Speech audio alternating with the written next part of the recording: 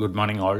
ഞാൻ Ramakrishnan T B, SEBI registered research അനലിസ്റ്റാണ്. ഈ ഓഡിയോ കേട്ടതിന് ശേഷം ഡിസ്ക്ലെയിമർ കൂടി വായിച്ചു നോക്കണമെന്ന് താല്പര്യപ്പെടുന്നു.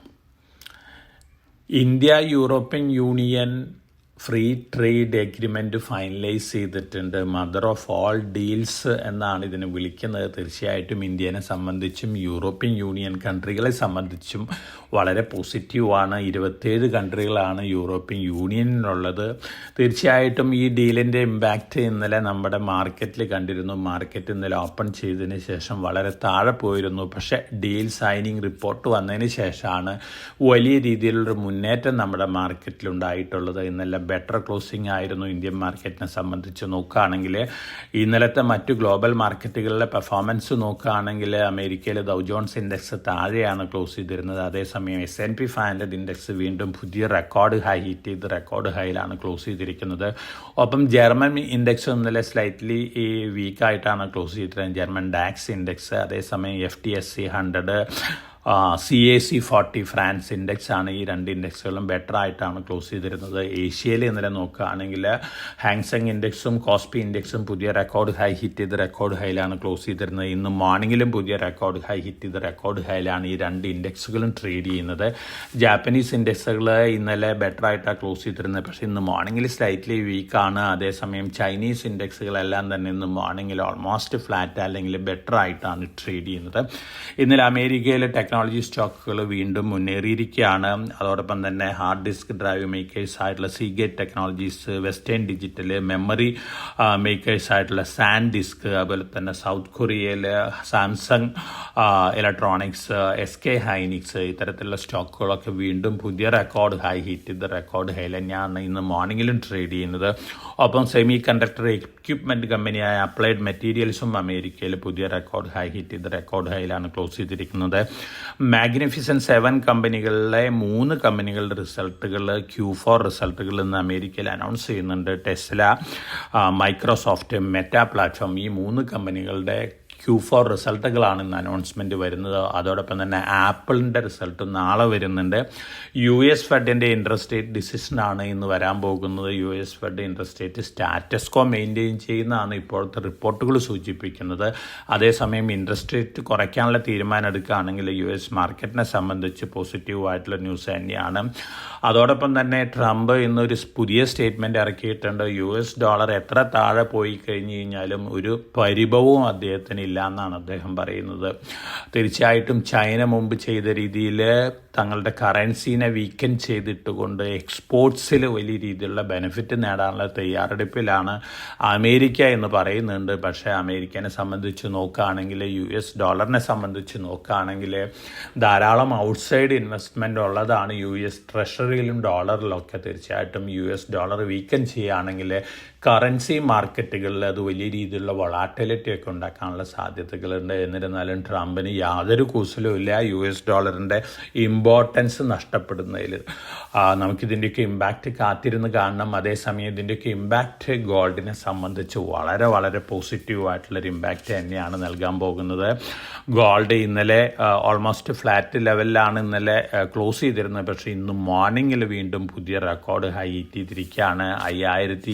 5224.8 പെർ ഔൺസ് ആണ് സ്പോട്ട് ഗോൾഡ് ഹീറ്റ് ചെയ്തിട്ടുള്ളത്. ധാരാളം പോസിറ്റീവ് റിപ്പോർട്ടുകളാണ് ഗോൾഡിനെ സംബന്ധിച്ച് വന്നുകൊണ്ടിരിക്കുന്നത്. ഗോൾഡ് വീണ്ടും മുന്നേറാനുള്ള സാധ്യതകളാണ്. അതേസമയം സിൽവറിനെ സംബന്ധിച്ച് നോക്കുകയാണെങ്കിൽ ഇന്നലത്തെ ക്ലോസിംഗ് ലെവലിൽ തന്നെയാണ് ഇന്ന് മോർണിംഗിലും സിൽവർ ട്രേഡ് ചെയ്യുന്നത്. $113.5 പെർ ഔൺസ് ആണ്.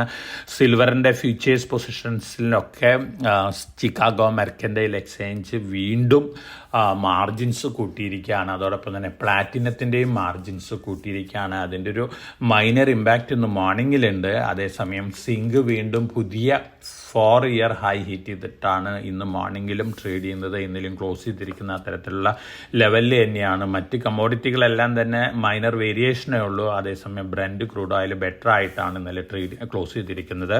ഇന്ന് മോർണിംഗിലും ഓൾമോസ്റ്റ് ആ ലെവലിൽ തന്നെയാണ് ട്രേഡ് ചെയ്യുന്നത്.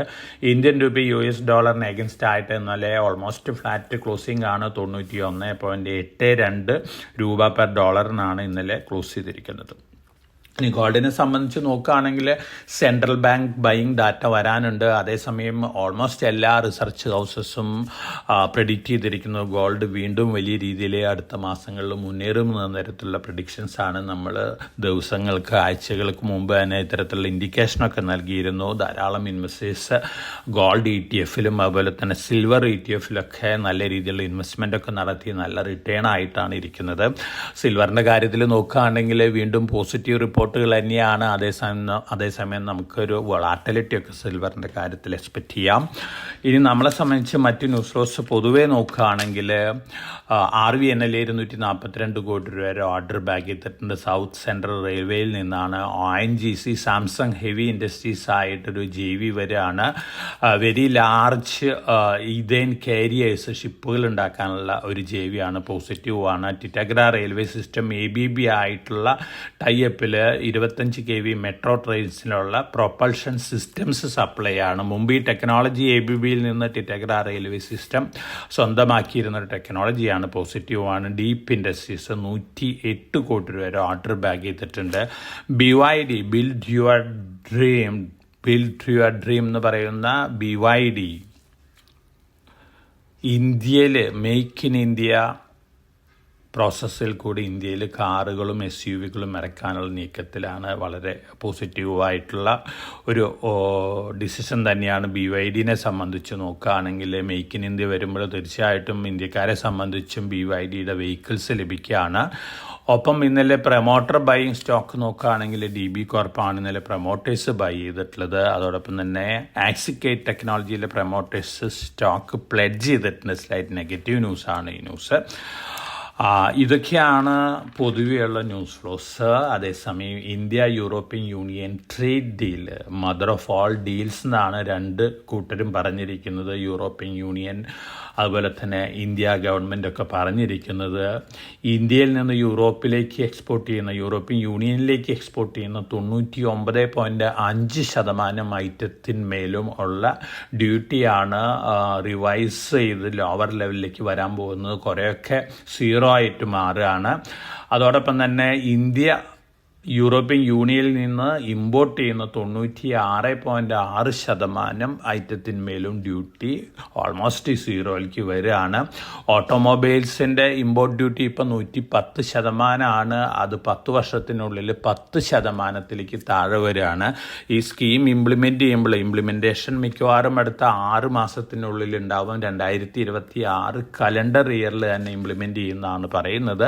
യൂറോപ്യൻ യൂണിയൻ പാർലമെൻറ്റൊക്കെ പാസ്സാക്കേണ്ടത്. എന്നിരുന്നാലും ഈ ഡീൽ അനൗൺസ് ചെയ്യുമ്പോൾ ഇപ്പോഴത്തെ 110%-ൽ നിന്ന് 35%-ത്തിലേക്ക് കാറുകൾ അതുപോലെ തന്നെ SUVകളിൽ മേലുള്ള ഇമ്പോർട്ട് ഡ്യൂട്ടി കുറയ്ക്കുക എന്നാണ് പറയുന്നത്.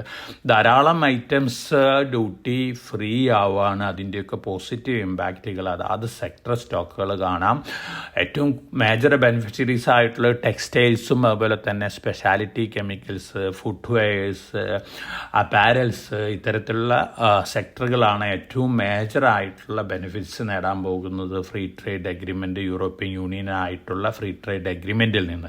നമ്മൾ സ്റ്റോക്ക് സ്പെസിഫിക് ആയിട്ട് ന്യൂസ് ഫ്ലോസ് ഒന്ന് നോക്കുകയാണെങ്കിൽ PL Global, Welspun Living, Kitex, Gokaldas Exports, Vardhman Textiles, Trident, Indo Count Industries ഈ കമ്പനികളെ സംബന്ധിച്ച് പോസിറ്റീവാണ്. അതുപോലെ തന്നെ ഫുട്വെയർ രംഗത്ത് നോക്കുകയാണെങ്കിൽ ധാരാളം മിഡ് ക്യാപ് കമ്പനികളുണ്ട്. ഈ കമ്പനികളെ സംബന്ധിച്ച് പോസിറ്റീവാണ്. അതോടൊപ്പം തന്നെ നമ്മുടെ 2 വീലേഴ്സിന്മേലുള്ള ഇമ്പോർട്ട് ഡ്യൂട്ടി യൂറോപ്യൻ യൂണിയൻ ഇന്ത്യയിൽ നിന്ന് എക്സ്പോർട്ട് ചെയ്യുന്ന 2 വീലർ മേലെ 8% ഡ്യൂട്ടി ഇമ്പോസ് ചെയ്തിരുന്നു. അത് കുറയ്ക്കും. അത് കുറയ്ക്കുമ്പോൾ തീർച്ചയായിട്ടും ബജാജ് ഓട്ടോ, TVS മോട്ടോഴ്സ് ഈ കമ്പനികളെ സംബന്ധിച്ച് പോസിറ്റീവായിട്ടുള്ളൊരു ഇമ്പാക്റ്റാണ്. ജുവല്ലറികളിൽ മേലുള്ള 4% ഡ്യൂട്ടി സീറോ ആവുകയാണ്. അങ്ങനെ വരികയാണെങ്കിൽ തീർച്ചയായിട്ടും ടൈറ്റൻ, സെങ്കോ ഗോൾഡ് ഈ കമ്പനികളെ സംബന്ധിച്ച് പോസിറ്റീവാണ്. അതുപോലെ തന്നെ ഡയമണ്ടിന്മേലൊക്കെ 15-25% ഉണ്ട്. അതും സീറോ ആവാം. തീർച്ചയായിട്ടും ടൈറ്റൻ, സെങ്കോ ഗോൾഡ് പോസിറ്റീവാണ്. ഒപ്പം വാച്ചുകളിൽ മേലുള്ള ഇമ്പോർട്ട് ഡ്യൂട്ടി സീറോ ആവുകയാണെങ്കിൽ തീർച്ചയായിട്ടും ഇന്ത്യനെ സംബന്ധിച്ച് ഇന്ത്യയിലുള്ള KDD അതുപോലെ തന്നെ എത്തോസ് ലിമിറ്റഡ് ഈ കമ്പനികളെ സംബന്ധിച്ച് പോസിറ്റീവാണ്. അതോടൊപ്പം തന്നെ വൈൻസിന്മേലുള്ള ഇമ്പോർട്ട് ഡ്യൂട്ടി കുറയാണ്. ഇന്ത്യയിലേക്ക് ധാരാളം വൈൻസും ലിക്കേഴ്സൊക്കെ ഇമ്പോർട്ട് ചെയ്യുന്ന കമ്പനികളുണ്ട്. ഇത്തരത്തിലുള്ളൊരു കമ്പനിയാണ് മോണിക്ക അൽക്കോബേവ്, BSE SMEയിലുള്ളൊരു കമ്പനിയാണ്. ഈ കമ്പനിയെ സംബന്ധിച്ചും വളരെ പോസിറ്റീവാണ്.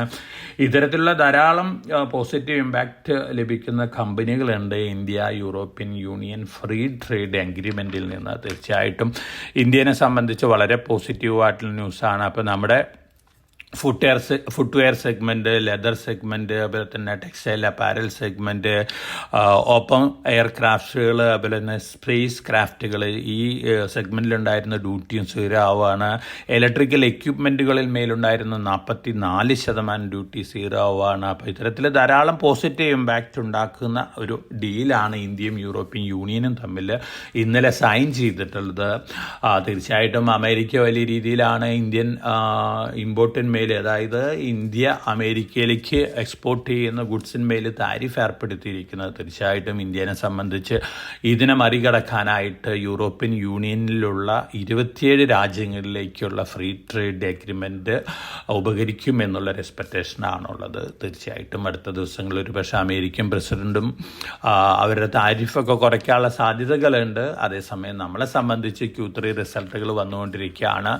നല്ല റിസൾട്ടുകൾ കാഴ്ചവെച്ചിട്ടുള്ള സ്റ്റോക്കുകൾ, അതുപോലെ തന്നെ നമ്മുടെ യൂണിയൻ ബഡ്ജറ്റാണ് അടുത്ത സൺഡേ February 1. ധാരാളം റിഫോം ഓറിയൻറ്റഡ് അനൗൺസ്മെൻറ്റുകൾ എക്സ്പെക്റ്റ് ചെയ്യുന്നുണ്ട് ബഡ്ജറ്റിൽ നിന്ന്. തീർച്ചയായിട്ടും ഇന്നലത്തെ മാർക്കറ്റ് റിക്കവറി ഒരു പക്ഷേ ഒരു പ്രീ ബഡ്ജറ്റ് റാലി ആയിട്ട് മാറാനുള്ള സാധ്യതകളാണ് കാണുന്നത്. എന്നിരുന്നാലും വളരെ കോഷനോടുകൂടി മാർക്കറ്റിൽ ആക്ട് ചെയ്യണം. കാരണം US ഡോളർ വലിയ രീതിയിൽ താഴെ വരികയാണെങ്കിൽ തീർച്ചയായിട്ടും കറൻസി മാർക്കറ്റിൽ അതിൻ്റേതായ ഫ്ലക്ച്വേഷൻസ് ഒക്കെ കാണാം. അതേസമയം കമോഡിറ്റികളിൽ പ്രത്യേകിച്ച് ഗോൾഡിൽ വലിയ രീതിയിലുള്ള ഇൻവെസ്റ്റ്മെൻറ്റും വരാനുള്ള സാധ്യതകളുണ്ട്. അപ്പോൾ ഗോൾഡ് വീണ്ടും നല്ല രീതിയിൽ മുന്നേറും.